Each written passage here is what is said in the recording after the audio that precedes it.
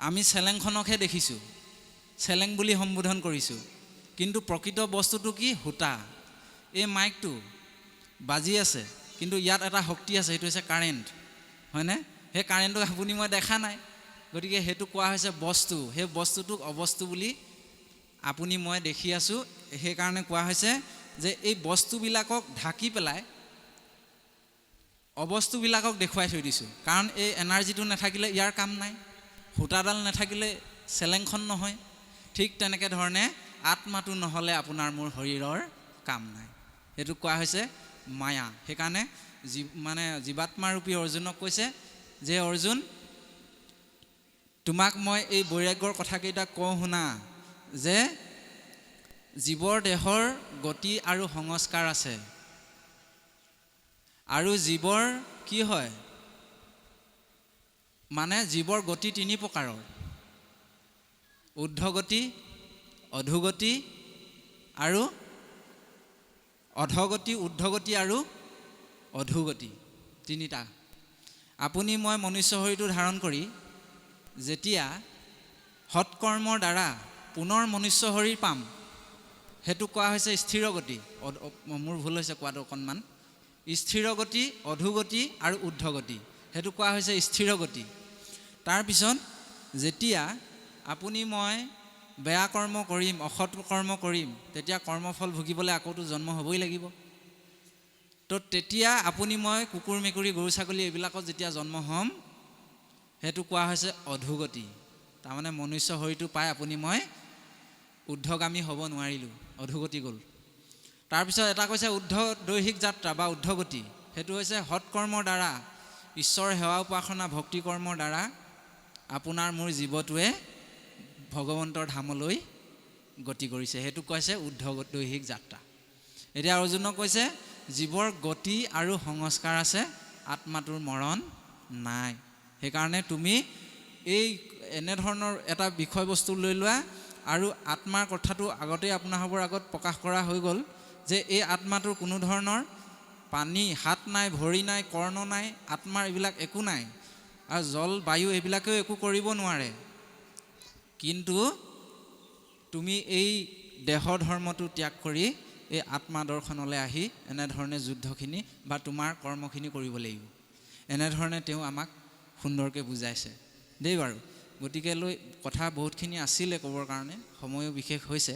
6টা বজাৰ পৰা আমাৰ ক্ষীৰোদ বৰা বাপ আহিব, কিন্তু তাৰ আগতে আপোনাসৱৰ আগত আমি এটি সৰু কাহিনী, আৰু আমি ভক্তি কিয় কৰিব লাগে।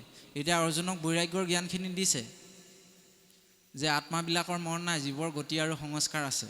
পিছত ক'বগৈ ভক্তি যুগত যে হে প্ৰভু, ইয়াৰ পৰা উদ্ধাৰ পাবলৈ হ'লে আমি কি কৰিব লাগিব?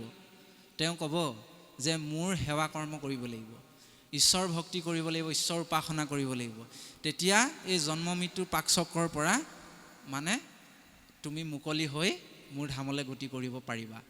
এতিয়া সেইকাৰণেই কোৱা হৈছে যে আপোনাক মোক অকণমান আধ্যাত্মিক হ'বৰ কাৰণে। চাব দেই, এই সংসাৰত 84 লাখ যোনি আছে। এই 84 লাখ যোনিৰ ভিতৰত মনুষ্যৰ জন্ম সবাহান্তে শ্ৰেষ্ঠ আছে দিব্য জ্ঞান পায়, যিটো নেকি অইন প্ৰাণী নাই। এনেকুৱা এটা দিব্য জ্ঞান দিছে যিটো ইতৰ প্ৰাণীবিলাকৰ নাই। সেইকাৰণে মনুষ্যক জীৱশ্ৰেষ্ঠ বুলি কোৱা হৈছে। এইটো হ'ল প্ৰথম কথা। দ্বিতীয় কথাটো হ'ল মনুষ্য শৰীৰটো পূৰ্ণ ব্ৰহ্ম শৰীৰ, এই শৰীৰটোতহে ভকতি কৰিব পাৰে, ইতৰ প্ৰাণীবিলাকে নোৱাৰে। কেলে? কাৰণ সিহঁতৰ বিবেক নাই।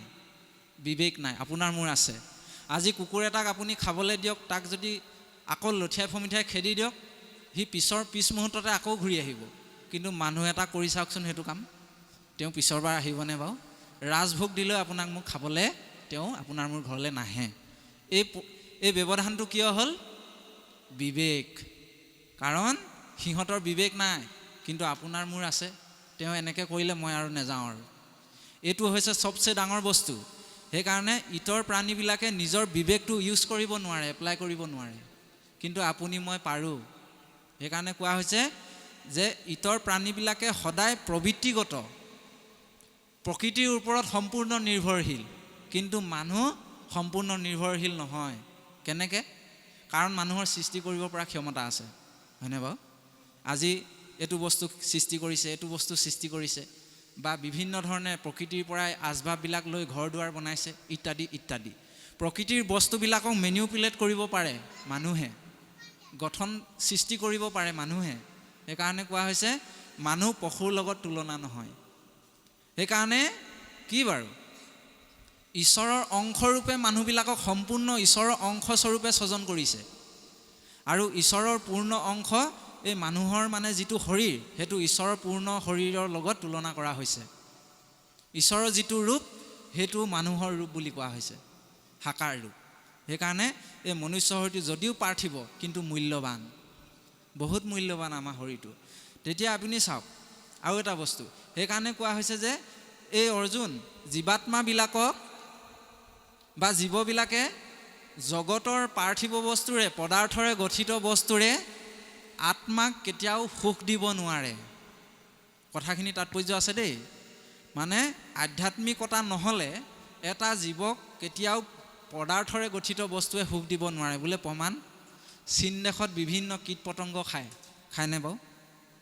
পঁইতাচোৰাকে মকৰাকে আদি কৰি সাপলৈকে খায়, তেওঁলোকে টেষ্টি পায়। কিন্তু সেই টেষ্টিটো আকৌ আপুনি মই খাব নোৱাৰোঁ, হয়নে বাৰু? সেইটোত তেওঁলোকৰ, আপোনাক মোক যদি খাবলৈ দিয়ে আপোনাৰ মোৰতো দুখ উপজিব, মনত দুখ আহিব। গতিকে সেইটোত জীৱৰ সুখ নাই। আৰু আপুনি মই ইয়াত ঘিউ মৌ খাইছোঁ, কিছুসকলে আকৌ ঘিউ মৌ বেয়া পায়। গাখীৰ খাইছোঁ, গাখীৰ বেয়া পায়, হয়নে? ইত্যাদি ইত্যাদি। তাৰপিছত আকৌ আপুনি মই যদি এগিলাচ ঠাণ্ডা জুচ ঠাণ্ডা দিনত খাওঁ, গৰম দিনত খাওঁ, গৰম দিনত খালে ভাল লাগে। কিন্তু ঠাণ্ডা দিনত সেই জুচ গিলাচ খালে মানে আমাৰ আকৌ উচপিচনি আহে, হয়নে বাৰু? যিটো বস্তু এটা সময়ত ভাল বুলি গ্ৰহণ কৰিছিলোঁ সেইটো বস্তু এটা সময়ত বেয়া হৈ গুচি গ'ল। তাৰমানে পদাৰ্থৰে গঠিত বস্তুৰে জীৱাত্মাবিলাকক আনন্দ দিব নোৱাৰে। আৰু আনন্দ দিব কোনে? জীৱ যিহেতু হৈছে আধ্যাত্মিক, সেইকাৰণে সেই আধ্যাত্মিক জীৱক আধ্যাত্মিকতাইহে আনন্দ দিব পাৰিব বুলি কৈছে, হয়নে বাৰু? নহ'লে আপোনাৰ মোৰ আনন্দ দিব নোৱাৰে। সেইকাৰণে কোৱা হৈছে যে মনুষ্য শৰীৰটোত থাকি জীৱাত্মাবিলাকে আপুনি মই অকণমান ভক্তি কৰাৰ প্ৰয়োজন আছে। এতিয়া চাওক,